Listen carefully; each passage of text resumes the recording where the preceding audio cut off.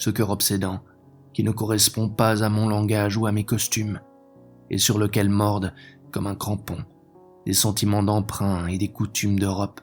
Sentez-vous cette souffrance et ce désespoir à nul autre égal d'apprivoiser, avec des mots de France, ce cœur qui m'est venu du Sénégal.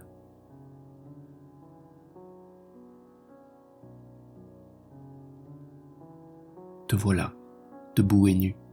Limon tu es, t'en souviens. Et tu es en vérité l'enfant de cette ombre parturiante qui se repaît de lactogène lunaire, puis tu prends lentement la forme d'un fût, sur ce mur bas que franchissent les songes des fleurs et le parfum de l'été en relâche. Sentir, croire que des racines te poussent aux pieds et courent et se tordent comme des serpents assoiffés vers quelque source souterraine où se rive dans le sable, et déjà tu n'y salues toi au vivant, arbre inconnu, arbre non identifié, qui élabore des fruits que tu cueilleras toi-même. Ta cime, dans tes cheveux que le vent secoue, scelle un nid d'oiseaux immatériel. Et lorsque tu viendras coucher dans mon lit et que je te reconnaîtrai, ô mon frère errant, ton contact, ton haleine et l'odeur de ta peau susciteront des bruits d'ailes mystérieuses jusqu'aux frontières du sommeil.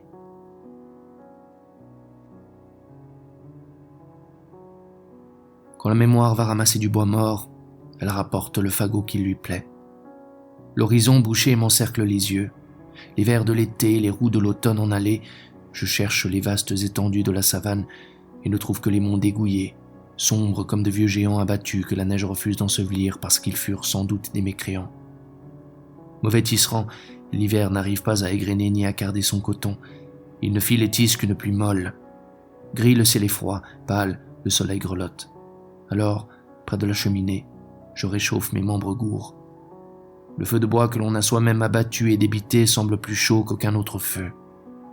Chevauchant les flammes qui sautillent, mes pensées vont une à une sur des sentiers que bordent et envahissent les souvenirs.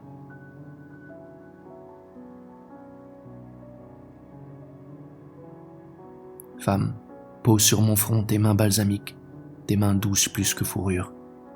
Là-haut, les palmes balancées qui bruissent dans la haute brise nocturne, à peine, pas même la chanson de nourrice, qui nous berce le silence rythmé.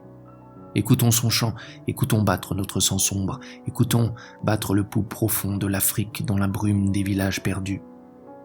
Voici que décline la lune lasse vers son lit de mer étale, voici que s'assoupissent les éclats de rire, que les conteurs eux-mêmes dodelinent de la tête comme l'enfant sur le dos de sa mère.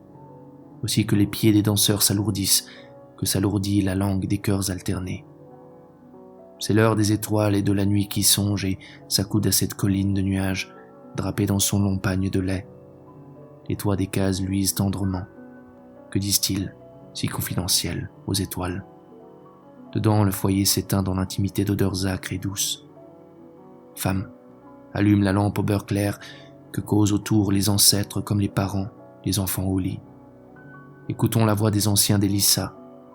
Comme nous exilés, ils n'ont pas voulu mourir, que se perdit par les sables leur torrent séminal. Que j'écoute, dans la case enfumée que visite un reflet d'âme propice, ma tête sur ton sein chaud comme un dengue au sortir du feu et fumant, que je respire l'odeur de nos morts, que je recueille et redise leur voix vivante, que j'apprenne à vivre avant de descendre, au-delà du plongeur, dans les hautes profondeurs du sommeil.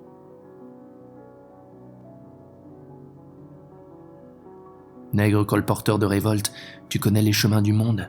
Depuis que tu fus vendu en Guinée, une lumière chavirée t'appelle, une pirogue livide, échouée dans la suie d'un ciel de faubourg. Cheminée d'usine, palmiste décapité d'un feuillage de fumée, délivre une signature véhémente. La sirène ouvre ses vannes, du pressoir des fonderies coule un vin de haine, une houle d'épaule l'écume des cris, et se répand dans les ruelles, et fermente en silence, dans les taudis cuves d'émeutes. Voici pour ta voix un écho de chair et de sang, noir messager d'espoir, car tu connais tous les chants du monde, depuis ceux des chantiers immémoriaux du Nil. Tu te souviens de chaque mot le poids des pierres d'Égypte, et l'élan de ta misère a dressé les colonnes des temples, comme un sanglot de sève la tige des roseaux.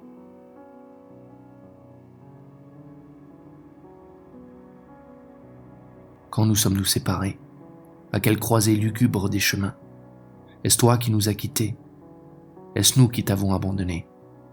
Et le mur rigide élevé entre toi et nous, et le silence dressé entre toi et nous, et les ténèbres tendues, pièges lugubres, entre toi et nous, auraient fait des étrangers, de toi et de nous, de toi, une fatigue sans geste et sans parole, de nous, une douleur sans résignation et sans espoir.